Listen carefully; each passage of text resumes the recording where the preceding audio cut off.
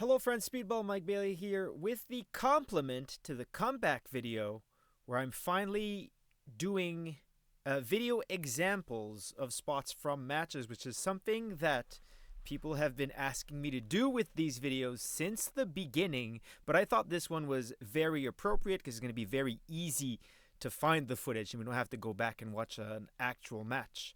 But first off, thank you so much for watching. If you're seeing this through the patreon.com/speedballbailey, tremendously appreciated. Thank you so much.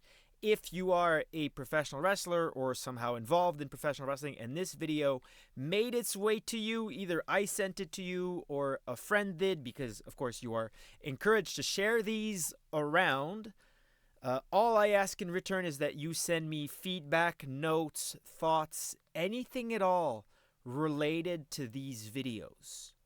Okay, so presumably, if you're tuning in here, you just watched the comeback video. If not, I suggest you do that right now, where I talk about the comeback being the cornerstone of replicability, right? Meaning that it's a spot that should be in all your matches, and you should use and develop over time so that you end up doing it better than anyone. It's the one spot that you know that is always excellent and takes you no time, no memory points, easy to put together, right? And of course, I have been doing my comeback, which we're about to see, for nigh on 10 years. And we can look at many different ways I've used it. And up first, here is what I have. Let me just start the window. Let me move this so it's not covering my face. There we go. Okay, so this is, again, perfect time to do it. This was my AEW debut, right? Which, specifically this match, it's me versus the Beast Mortos, and this is TV wrestling. So it's different than independent wrestling, but still, this, as I say in the video, kind of applies even more because there is a lot to consider in this match. We had a commercial break in the middle, and I need to do enough to obviously get over, to show the audience what I'm capable of and the kind of matches that I'm going to have to build those expectations. But I also can't give away too much, so everything needs to be relatively straightforward, right? So this is the most straightforward, replicable, easy version of my comeback. Starts with, right now we're in commercial. The ref says 30 seconds. The idea was for me to hit my comeback. Then we come back from commercial and I hit my fire, as you can see, right? So as Mordos shoots me off. Checking with Google Translate. As now Mordos. What do they call in Japan? So this on an independent wrestling show would be kind of an empty transition because he's not going to hit that combo that normally finishes with a power slam. He's not going to hit this in the match. So in indie wrestling, that kind of would have been a mistake, and it would have been better to tease something that he's going to hit later. But because this is TV wrestling, this is a combo that he's used many times on AEW television, so it kind of follows the story episodically beyond this match, not necessarily in this match, which is not something I would have done on an independent show, but it's something I'm certainly going to do in TV wrestling. Mouth guard. Nice drop kick there. Yeah, great extension by Big Mike drop Bailey. kick, there we go. Right, so this is turnaround. Obviously, this is the moment where, as you can see, I'm down, I'm selling. I would use this moment to crawl to my partner and tag out where this is a tag team match. But instead, I'm just slowly recovering. As we come back from commercial. The wild card entrant in the Dynasty AEW International Championship Eliminator Tournament has been revealed, and it is that man, Speedball Mike Bailey, making his AEW debut. Selling my against back tough from the back opposition in moves. The Beast Mortos and Tev. We saw some intense action during the break. Absolutely extreme physicality for sure. Mortis with amazing athleticism for a guy you can that see size my and that fire. right now. The part where I build momentum, the kick combo in the Speedball picture-in-picture. Speedball, the running Ends with the shooting running star shooter. across the far leg hook. The cover is made, but Big Mortos kick out. able to kick out. I am Tony, now we in talked control. about what a fearless high flyer Mike Bailey is. He likes that Ultima weapon. It's a shooting star knee drop off the middle rope. If he hits that on Recognizable Mortos taunt. tonight, I think Bailey advances to the four-way match next week. And I agree with that. He just has to get Mortos to Attempt my finish from the first time. And then it goes to dive, right? Then his false finish. And then eventually the finish, right? So this is the straightforward version. This is just Babyface does his comeback. The comeback is in two parts. There's a nice separation in the middle. This is the easiest, most replicable, most straightforward application version of the comeback, right? Okay, so now moving on to an older match. This is me versus Dustin Waller. And again, in order for this match to be the best, I thought that my best course of action was to just go full heel. So after the match, of course, this is Fight Life Independent Wrestling on Wednesdays, which is not super common, but weekly shows. This might have been their first show out at this venue in Connecticut. So audience kind of knows who I am, but also a lot of very casual fans, right? So I started the match by just jumping in, boot, brainbuster right off the bat. That was our beginning.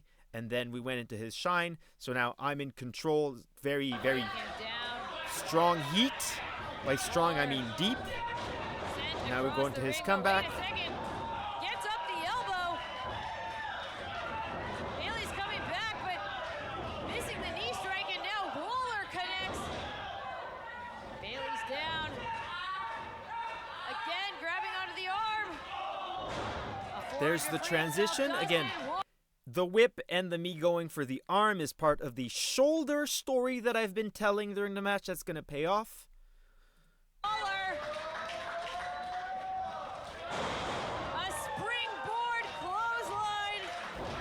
Finally able to take down Speedball Mike Bailey as Waller struggles to get the feeling back in the arm. He finally has some separation. He finally has a little bit of a chance to recover. I want to point out, you see how we're selling this? There's separation, there's time. You can hear Veda, who's doing a fantastic job on commentary, as always, talking about where we are in the match, right? And that's the separation, the space in between the action, the turnaround, and the fire, where, one, it's not a double down. We're not just dead, right? That's going to happen later. We're still up, we're still selling, we're still engaging with the audience, but it gives everyone a little bit of a reset as well as commentary to re-explain the story of the match. It gives me time to sell because that's a significant moment in the match, right? Just the back of a minute and a half, 2-minute heat probably. And Dustin Waller has to sell his shoulder and remind the audience where we're at. He's coming back. He's not fully healed yet. But it's got to be further than recovery. He's got to capitalize if he's going to keep Speedball down.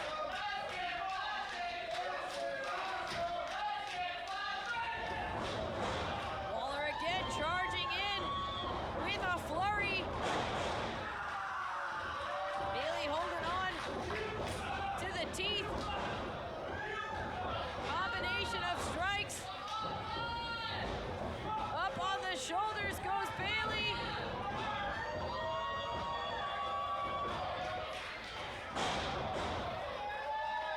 Airplane spin into a DVD and a low super kick, but Waller not done.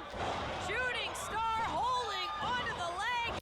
Certainly a bit on the long side for the comeback.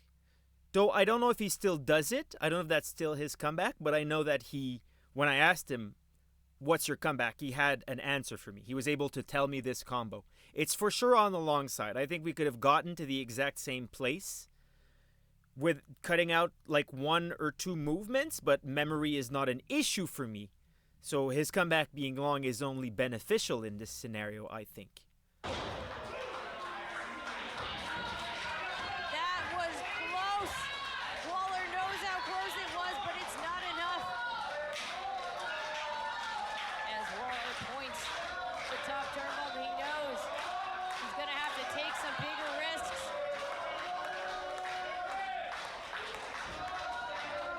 With Speedball down. Cookie cutter, normal, hit your comeback, go for your finish, Flash. or the next significant move he's going to hit. Whatever move we want the audience to believe is going to work as a finish, right? If you just hit his frog splash out of nowhere at another point, or even here where the pacing isn't quite right, it would just be a near fall. If he went up with the slow clap and then hit it, the audience wouldn't really believe it. So no, we have to show the audience that this is a significant move for him here, and then later when he hits it, that maximizes its importance. using it as a transition to get into, move out of the way. Handspring. Handspring move, Again, tease Bailey that too. passes it by, puts There on we the go. brakes. Big axe kick. Waller is down.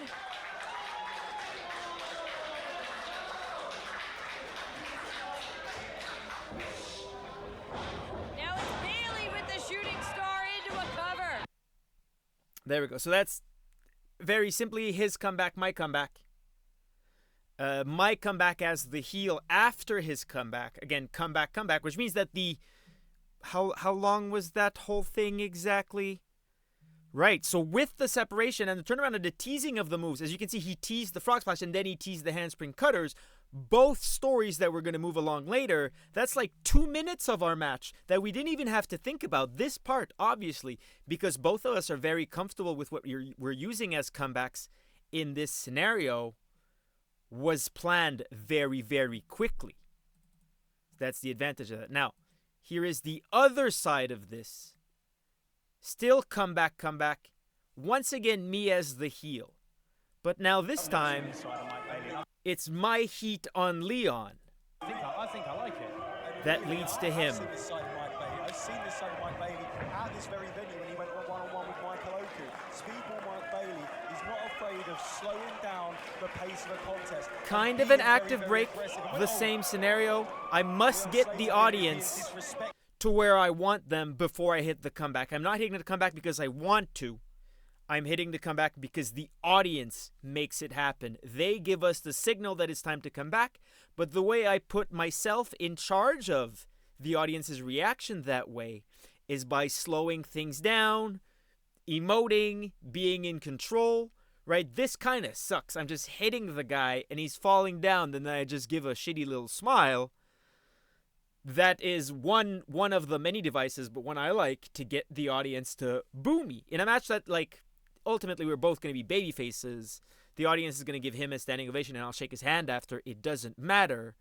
I just took the heel role structurally. By the veteran. Wow, he strikes hard as well. Come on, Speedball! Come on! Both men exchanging.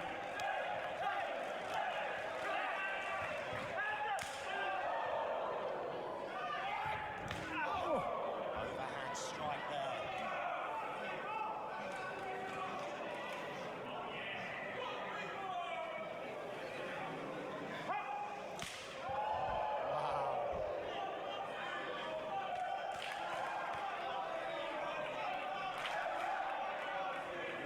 Pain and determination etched on the face of Getting Leon the audience Slater. behind it, take my time. Big overhand shot.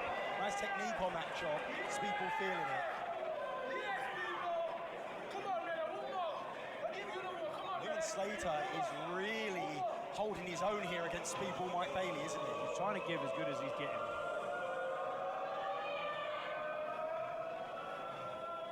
I think this might be a mistake as well, just inviting Speedball to strike.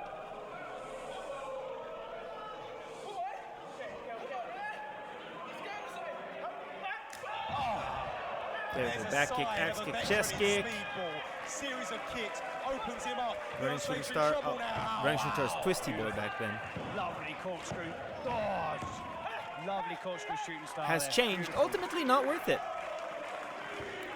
So I just do the running shooting star now.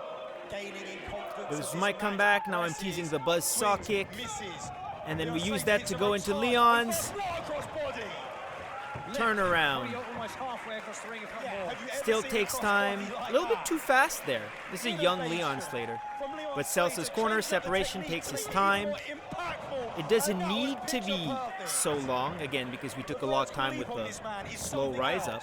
Switch, reversal by Speedball, but Leon Slater, effortless. Hits those ropes. Speedball connects with the chop this time. Slows Leon Slater down in his tracks, but this time Leon Slater just grabs the wrist. Oh, watch out! Oh, beautiful handspring back elbow. Slight modification there. Again, making it a little bit less forward. There was that dip to get me to do the handspring so that we could do the handspring. Normally, he would have just done the handspring elbow. When he told it to me originally, that's what it was. But again, this is all a memory points thing. This is a 16-minute match, 15 minutes, something like that, the whole thing, right? So not that much in terms of memory. Not super pressing. A lot of room for details, definitely. May well just be announcing his arrival to the worldwide wrestling scene, and that young man is fired up. What a scalp it'd be if he could take Mike Bailey tonight. What? He needs to not let this moment get to him, mate. Speedball puts on the brakes. Slater puts on the brakes. Both men. Oh, no, my goodness. No. Did you see that? They still got each other. My God. Oh, X-Plex onto the side of the ring. Wow. Okay, so this not quite a double down, but kind of similarly works. We're both down. There's damage they're selling. It just builds up past his comeback to where we slow it down. And also, it should be noted that he doesn't pin at the end of his comeback. He G's up, fires up, and shakes the rope, which is appropriate, given that what he did was a handspring back elbow. Probably not worth doing a 2 count off of that, though. He could have, but the important thing is that he put himself in control.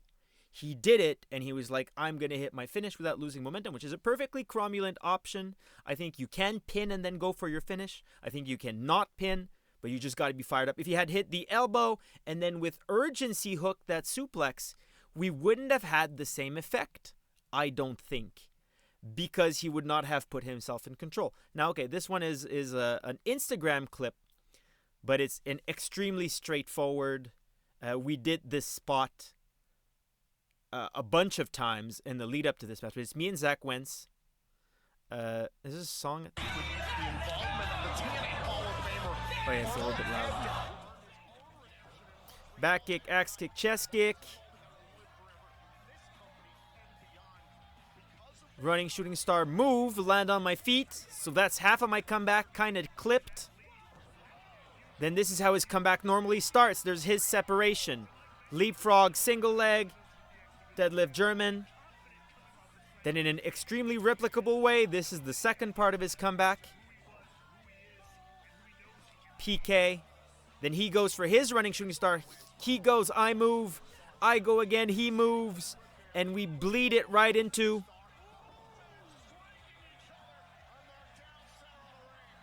double high kick, double down. Right? Sorry about the song playing. I hope that doesn't get this video. No, I would get it demonetized, but it's not going to be monetized, so it doesn't matter, right?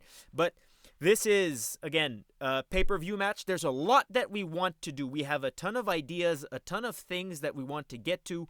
We have a feud that's been going on for a long time. There's a lot of story built into the match already, given that this is, again, weekly episodic television. So it's advantageous for us to compress that front end even more so that we're able to go deeper into the falsies, right? But as you can see, both of our comebacks are not complete. We missed the last move, and then we use that to go into the double down. There's a million options, right? The kind of double high kick, us both throwing kicks and doing, he has MMA fights, I have martial arts, and that is very clearly shown earlier in the match, right? The high kick is already established for both of us as a weapon at this point. So it makes sense. But if his comeback, let's say, was PK then Exploder, then it would have made sense for him to just like hit that at the end. I mean, he misses his running shooting star. I hit mine, 1-2, kick out, duck something right into the Exploder, and there's our double down. That's an option too. But I like this because it is the most compressed version. And now, by the way, let it go for a little bit. I wanted to show the difference between a separation, right, which we've had in all of the matches so far, right? We take our time, we sell, but it's not a double down. This is a double down. Both of our shoulders are on the mat. The referee is making the count. We're going to wait for the audience to start giving us the slow clap as our signal to rebuild, to start rebuilding rather, to the next thing. So there's again that difference. You need to really earn your double downs, and I think double down on the back of a heat in the Mortos match we saw, again, missile dropkick, right? If it had been missile dropkick double down, that wouldn't have worked. The damage would not have made sense. It wouldn't have seemed right. I still need to take my time and go down, and the announcers do their thing and the fan gets fans get back into the match, but it still is different than the double down. Because again, I want to save that for much later in the match where it's going to make sense. Now, okay, this is a tag match. Most unhinged tag match ever. It sure was. Now, my comeback's a little bit different there. I know I talked about Veda's, but this is, we knocked Gabby Forza off the apron.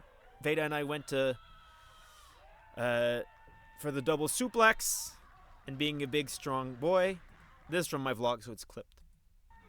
But still, this was his comeback. Tag. Not double tag, just a single tag. I keep my eyes on him. We don't do the pole bump or the enziguri or anything like that. I just kind of keep my focus on him and build that drama as Veda sells out of the ring. Now, important tag stuff, tag positioning stuff, which, by the way, the next video I'm working on is a tag team video, which is going to cover a lot of this. But as Gabby runs her comeback, there is no one on the apron, because someone on the apron would signify to the audience very clearly this is not the end of the match. But yeah, this is Gabby's fire, clothesline, a bump and feed. Now that's a memory point thing. By the way, this match was extremely busy.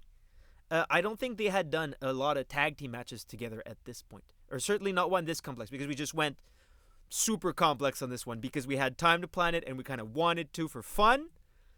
But yeah. Bump, suplex. Easy peasy. Corner splash. Big power slam.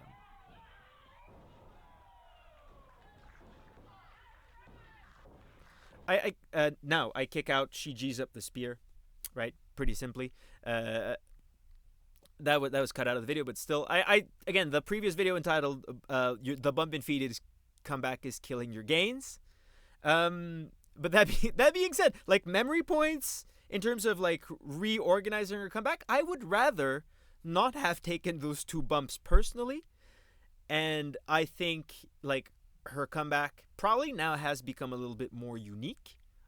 But you know, this is always the thing with those videos, like it's fine, you know what I mean? Don't overthink things.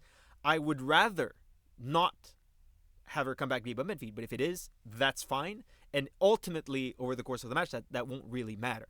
So not worth using up the memory points to change that. There's another shortened version of my comeback to save on time.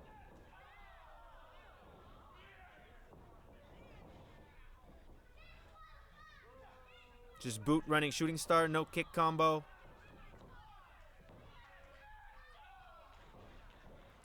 Tag in Veda.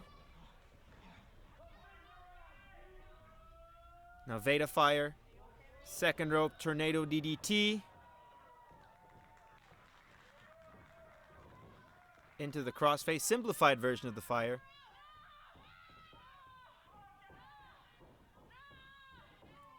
So again, this is not my turnaround. This was my directly into what I normally use as my fire. So a little bit less straightforward version, but again, a lot of it becomes instinctual, and this match had a lot of a big story to it. So right, and a lot of memory point things that made it a lot more instinctual, but this is still basically, in essence, a round of comebacks. Now, it gets even blurrier here because this is our double down. We have fireman's carry standoff. It takes a while, which is, again, the whole point is to maximize the audience's reaction. Sorry, it reloaded. So now we got to skip ahead again.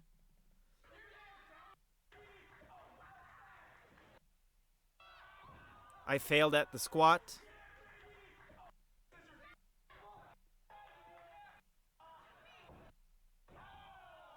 I knock Veda off his back.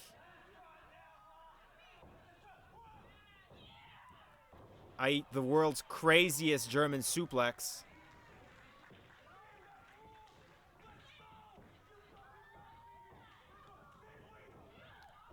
Now Veda gives Bulk a German suplex.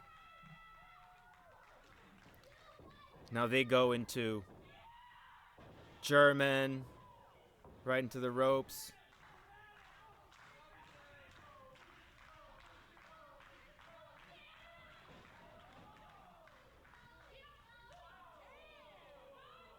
Ah, see, now this is Veda's normal fire that I called in the previous video that we're using a little bit differently now.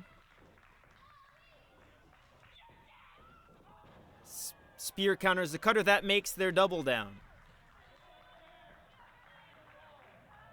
So I mean, that's the reason why, I forgot this, but that's the reason why Veda did a tornado DDT instead of this, which is normally, they would have been tag, corner, move, high kick, forearm, diving, line, cutter. No, we moved it to make it the double down.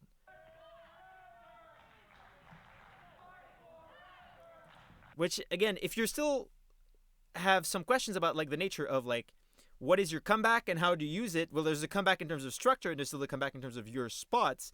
The comeback in terms of your spots can turn into a double down, and then your comeback just becomes something else, because this part leading to the double down is bigger, more important than the initial one. So the initial one, just change it. Middle rope tornado DDT, and that's it. And then it goes to, again, we get on the apron, double touch.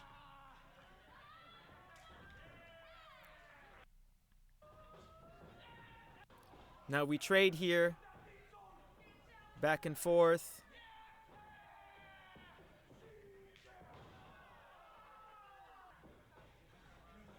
Again, everyone off the apron.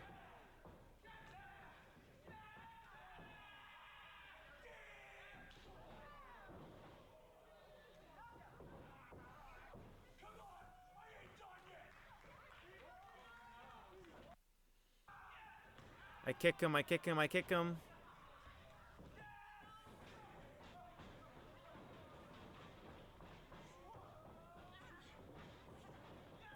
Oh, there we go. Okay, yeah. So we go into his comeback, but in a completely less straightforward way, right? So basically, this is not straightforward at all, but Bulk does his turnaround. I eat Gabby's fire. Tag Veda. Veda does basically her turnaround. Could have been her fire, interchangeable in this scenario. Then they do a double down, then double touch, come in, and then I'm going to go into his turnaround in a way that is so not straightforward that it's not worth watching, but still, in my mind, that's how the match was planned, and then it kind of changed. Which is what's important here. You have to be flexible, but also come in with a plan. Does that make sense? I hope that makes sense. Right? Now, here, Chris Bay versus Mike Bailey versus Joey Janela. So this is Joey's heat on me. I start to fire back. He hooks a DDT. Chris Bay on the top rope. Into the DDT. There we go. Three-way separation. See, not down. Chris Bay's up. Separation, going with the audience, right? So this is, instead of a just normal separation, it's a three-person separation, right? It's kind of the trick with three-way matches is to blend the spots that have many people and the spots that don't. But this is three-way turnaround, and then that takes us to the round of comebacks. I wish I had like a whiteboard that chart this out. Oh, wait till we get to the four-way, then I'll really get going. Chris Bay to his feet first, but Joey Janela the first one to fire off. Bay blocks, Bay ducks. Now Bay with those backhand chops and feet.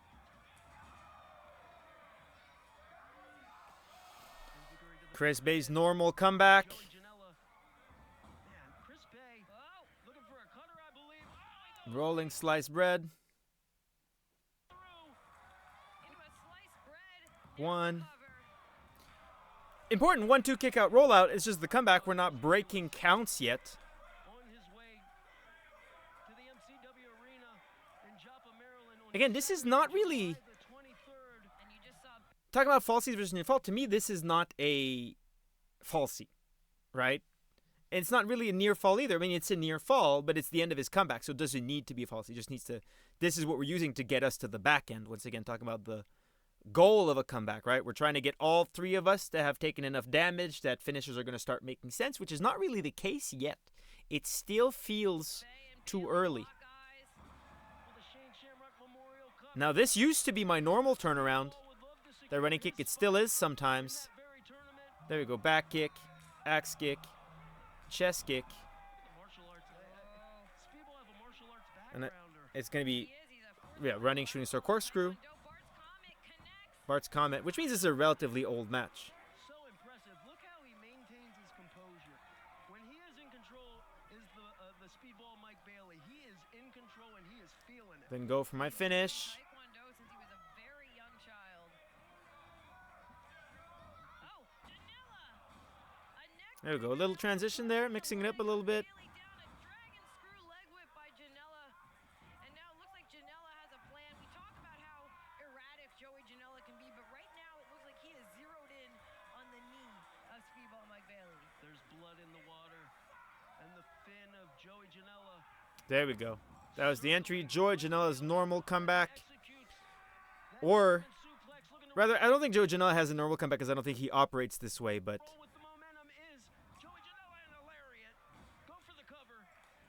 Far leg grapevine. Right? Not Joey Janela's normal comeback because I don't think that he operates this way, but at least when we had wrestled prior to this, a little bit before, a few months, maybe, this was his comeback. So when planning this match, I'd work with Chris Bay in TNA, I'd work with Joey Janela in TNA, so the whole segment that you just saw was me going, let's do a round of comebacks, and them doing great, and me doing, I know your comeback already, so we just plugged it in, and that took 5 minutes, and right, it does the job.